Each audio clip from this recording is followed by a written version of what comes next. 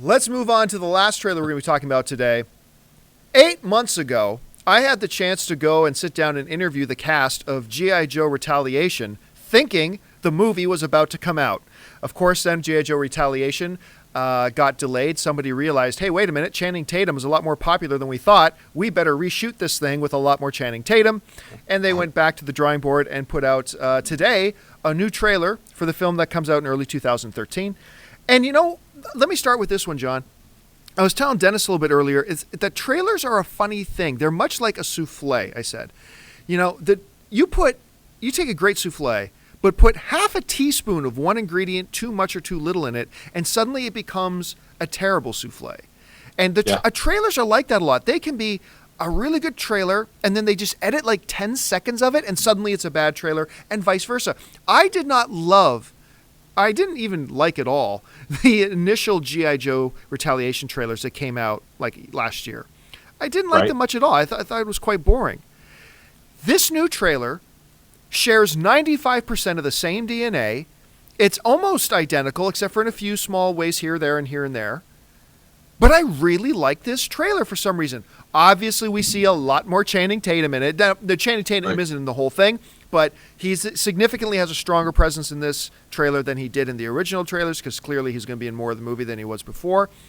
Suddenly, the action looked good to me. Suddenly, Bruce Willis didn't seem completely out of place to me like he did in the first trailer, which was completely identical in many ways, for some reason that I almost cannot explain.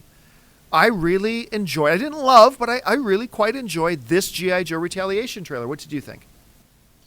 I felt it was very similar to the very last one, but I do agree with you. The reason I think you might enjoy it more was because they just subtly shifted instead of beginning, because both of the earlier trailers began with Channing Tatum and The Rock are outside hanging around out in the desert, sneak explosion, everybody's dead, and it's just these four people. And that's literally like almost the first 30 seconds of both of those original trailers. Yeah. So you're already leading out with the brand new G.I. Joe Retaliation as a bummer. Like, everybody's dead. Yeah. So with this one, they go right to the threat. Oh, the president isn't the president. They show England getting blown up, which is horrifying. And looked awesome. Great visual effect there. Awesome. It's great visual effects. I was bumming out. I was like, I don't want that to happen to England. And there it is. Let's stop Cobra or whatever. It's like you're instantly on G.I. Joe's side. So I thought rearranging some of those elements, and I don't even know if they changed a lot of it. I mean, because those sequences with Channing Tatum that they show later in the trailer could also be from the very beginning. You don't know.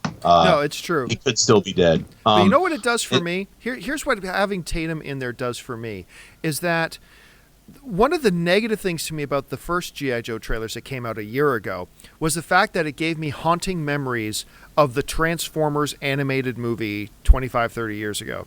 Because as a kid, I loved it, sure, but as a kid, what did that movie do? Kill everyone.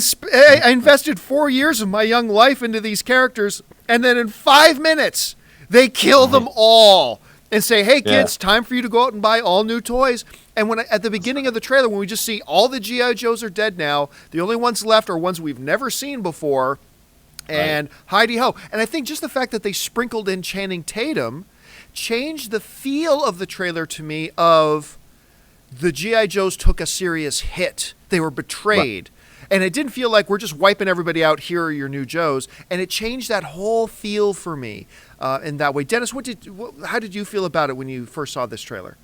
Well, I mean, I'm one of the few people that actually liked the first movie. I thought it was a lot of fun. It didn't take itself too seriously. So, Dennis, I'm on your side with that one. I liked the first one too. I wasn't a giant G.I. Joe fan as a kid, so that might be why that it wasn't so precious to me. That I enjoyed a lot of it. I liked the weird suits with them running around. A lot of things that everybody else hated, I enjoyed. So yeah, so did I. I thought it was fun versus like something like Transformers. I think Transformers 2 came out at that same time, and I didn't like that at all. It took itself too seriously. Right. So I liked the initial trailer, the one before, and this one's even better.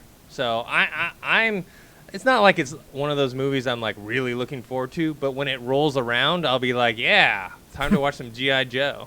Yes, and so, you know what? Before this trailer, I was just like, hey, look at the time. Pretty soon we're going to watch G.I. Joe. Now I'm like, hey, pretty soon we get to watch G.I. Joe.